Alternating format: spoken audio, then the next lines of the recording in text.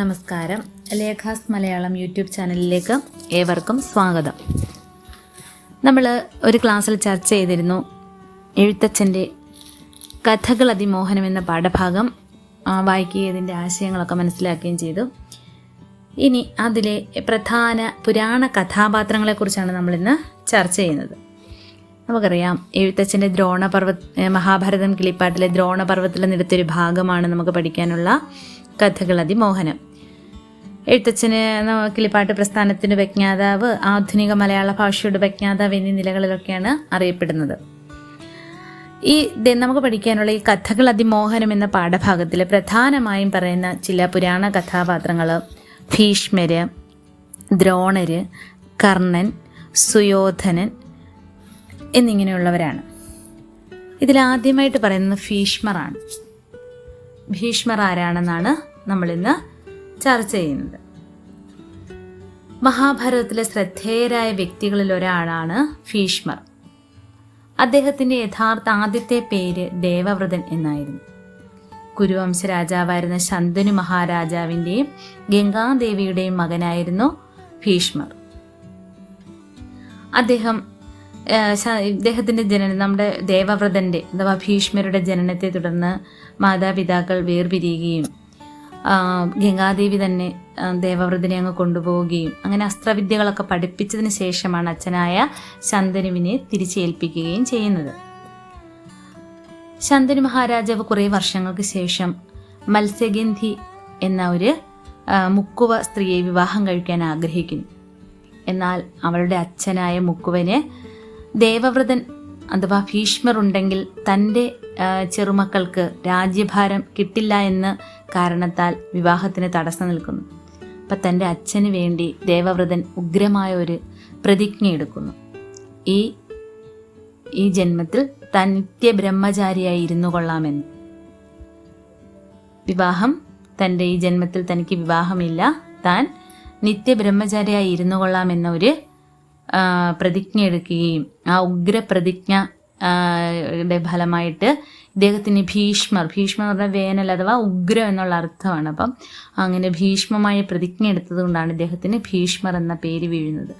അങ്ങനെ അച്ഛനായ ശന്തനു മഹാരാജാവ് ഇദ്ദേഹത്തിനൊരു വരം നൽകുകയാണ്.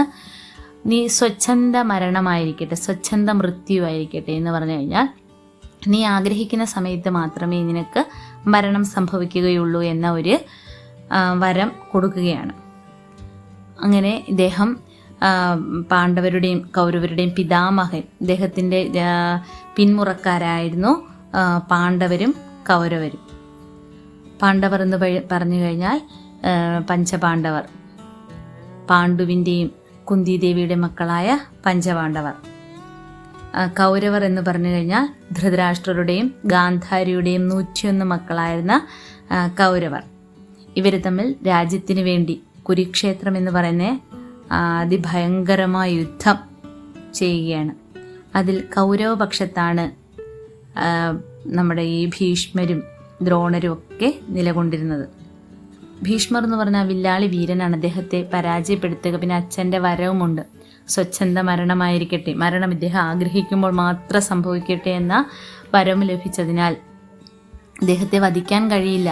ഇദ്ദേഹം മരണപ്പെടാതെ പാണ്ഡവർക്ക് വിജയത്തിലെത്താൻ കഴിയില്ല എന്ന് മനസ്സിലാക്കിയ ശ്രീകൃഷ്ണൻ അർജുനനോട് പറയുകയാണ്, കഴിഞ്ഞ ജന്മത്തിൽ ഭീഷ്മരെ കൊല്ലുമെന്ന് ശപഥം ചെയ്താണ് അംബ എന്ന ഒരു കഥാപാത്രം മരിക്കുന്നത്. അങ്ങനെ ആ അംബയുടെ പുനർജന്മമാണ് ശിഖണ്ഡി. ആ ശിഖണ്ഡിയെ മുൻനിർത്തി അർജുനൻ ഭീഷ്മരെ ശരം കൊണ്ട് മൂടുകയാണ്. ഭീഷ്മരുടെ ശരീരം മുഴുവൻ അമ്പ് തറച്ചെങ്കിലും ഭീഷ്മർക്ക് അച്ഛൻ നൽകിയ വരമുണ്ട്, സ്വച്ഛന്ത മൃത്യു എന്ന ആ വരം ഉണ്ടായതിനാൽ ഭീഷ്മർ മരിക്കാതെ ആ ശരശയനത്തിൽ ഇങ്ങനെ വീണ് കിടക്കുകയാണ്. ഒരു കിടക്ക പോലെ അമ്പ് ദേഹം മുഴുവൻ കുത്തിത്തറച്ചിങ്ങനെ കിടക്കുകയാണ്.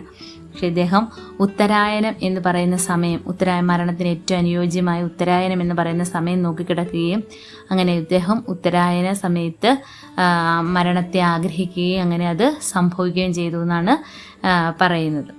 അങ്ങനെ അതിശക്തനായ ഒരു കഥാപാത്രമായിരുന്നു മഹാഭാരത കഥയിലെ ഭീഷ്മർ. ഇനി രണ്ടാമത്തെ കഥാപാത്രമാണ് ദ്രോണർ, ദ്രോണാചാര്യർ. അദ്ദേഹം ഭരദ്വാജൻ എന്ന് പറയുന്ന ഒരു ശിവന്റെ അവതാരമായൊരു മഹർഷി ഉണ്ടായിരുന്നു. ഭരദ്വാജൻ അംശം ആ ഭരദ്വാജ മഹർഷിയുടെ പുത്രനാണ് ദ്രോണർ. കുടത്തിൽ ജനിച്ചവൻ എന്നാണ് ദ്രോണർ. ദ്രോണം എന്ന് പറഞ്ഞാൽ കുടം എന്നാണ് അർത്ഥം. ഇദ്ദേഹത്തിൻ്റെ ഉറ്റ സുഹൃത്തായിരുന്നു ദ്രുപദ മഹാരാജാവ്. ബാല്യകാലത്ത് വിദ്യാഭ്യസിച്ച ഗുരുവിൻ്റെ അടുത്തേക്ക് ദ്രോണരും ദ്രുപദരും ഒന്നുപോലെ നിന്നതായിരുന്നു. അപ്പം അഭ്യസിച്ച് കഴിയുമ്പം നമുക്കിനി കൊട്ടാരത്തിലൊക്കെ വെച്ച് കാണാമെന്നുള്ള ധാരണയിൽ ഇവർ പിരിയുകയാണ്. പക്ഷേ ദ്രുപദർ പിന്നീട് ദ്രോണരെ ചെല്ലുമ്പോൾ അദ്ദേഹത്തെ ആട്ടി പുറത്താക്കുകയാണ് ചെയ്യുന്നത്. അതിൽ അദ്ദേഹത്തിന് ഭയങ്കര അപമാനവും വിഷമവും ഒക്കെ ഉണ്ടാവുകയും ചെയ്യുകയാണ്. പിന്നീട് അദ്ദേഹം ഹസ്തിനപുരയിലെത്തുകയും അവിടുത്തെ പാണ്ഡവരുടെയും കൗരവരുടെയും ഗുരുവായി മാറുകയും ചെയ്തു. അദ്ദേഹത്തിൻ്റെ പുത്രനായിരുന്നു അശ്വത്ഥാമാവ്. മഹാഭാരത കഥയിലെ പകയുടെ പ്രതീകമായിട്ട് നമ്മൾ ചിരഞ്ജീവി സ്ഥാനം നൽകിയ അശ്വത്ഥാമാവിൻ്റെ അച്ഛനാണ് ദ്രോണാചാര്യർ. ഈ ദ്രോണാചാര്യരും യുദ്ധസമയത്ത് കൗരവപക്ഷത്താണ് നിലകൊണ്ടത്. അങ്ങനെ പാണ്ഡവർക്ക് അദ്ദേഹത്തെ ജയിക്കാൻ പാടാണ്. ഗുരുവാണ്, അദ്ദേഹത്തെ ജയിക്കാൻ പാടാണ്. അങ്ങനെ അദ്ദേഹം ആകെ മനസ്സ് തളരുന്നതെന്ന് പറഞ്ഞു കഴിഞ്ഞാൽ തൻ്റെ മകനായ അശ്വത്ഥാമാവിന് എന്തെങ്കിലും സംഭവിച്ചു എന്ന് കേൾക്കുമ്പോഴാണ്. അതിന് പാണ്ഡവപക്ഷത്തെ മുതിർന്ന ആളായ പഞ്ചപാണ്ഡവരിൽ മുതിർന്ന ആളായ യുധിഷ്ഠിരൻ ജീവിതത്തിൽ ഒരിക്കലും കള്ളം പറഞ്ഞിട്ടില്ലാത്ത ആളാണ്. അപ്പോൾ യുധിഷ്ഠിരനെ കൊണ്ട് ഉറക്കെ ഒരാനയ്ക്ക് അശ്വത്ഥാമാവ് എന്ന പേരിട്ടിട്ട് ആ ആനയെ കൊല്ലുകയും എന്നിട്ട് യുധിഷ്ഠിരനെ കൊണ്ട് ഉറക്കെ വിളിച്ച് പറയിക്കുന്നു, അശ്വത്ഥാമാവ് മരിച്ചു. എന്നിട്ട് പതുക്കെ ആനയാണ് എന്ന് പതുക്കെ പറഞ്ഞു. ഇത് യുദ്ധത്തിൻ്റെ മറുകോണിൽ നിന്ന് യുദ്ധം ചെയ്യുകയായിരുന്ന ദ്രോണാചാര്യർ കേൾക്കുന്നു. തൻ്റെ മകനായ അശ്വത്ഥാമാവിന് മരണം സംഭവിച്ചു എന്ന് മനസ്സിലാക്കിയ ദ്രോണാചാര്യർ തൻ്റെ അമ്പും വില്ലും ഒക്കെ താഴെ വയ്ക്കുകയും ഈ സമയത്ത് അദ്ദേഹത്തെ പാണ്ഡവപക്ഷത്തുള്ളവർ കൊല്ലുകയുമാണ് ചെയ്യുന്നത്.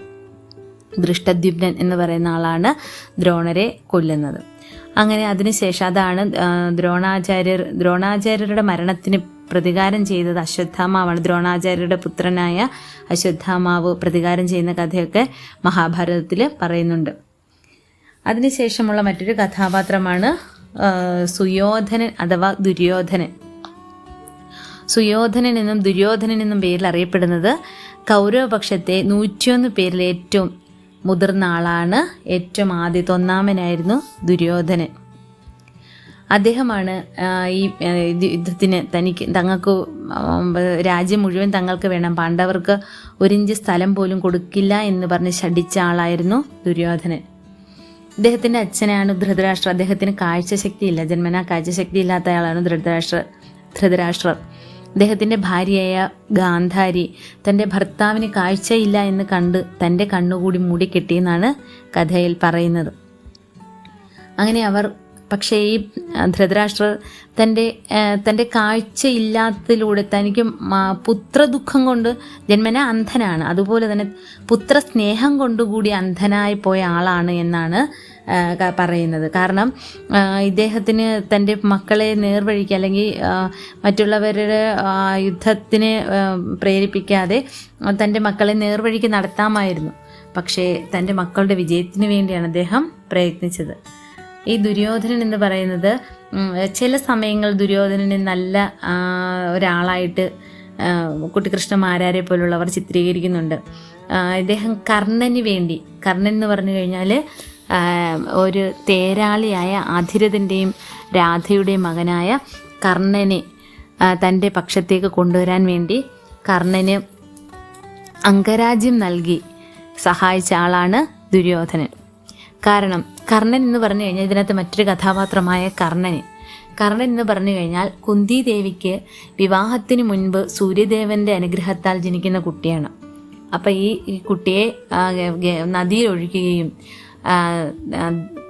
അധിരഥൻ രാധ എന്ന് പറയുന്ന 2 പേരെ കുട്ടിയെടുത്ത് വളർത്തുകയും ചെയ്യുകയാണ്. പക്ഷേ എവിടെയും ഇദ്ദേഹം അപമാനിതനാവുകയാണ്. തേരാളിയുടെ സൂതൻ അഥവാ തേരാളിയുടെ പുത്രനായിരുന്നു കർണൻ. അതുകൊണ്ട് എല്ലായിടവും അർജുനനേക്കാൾ വില്ലാളി വീരനായിരുന്നു കർണൻ.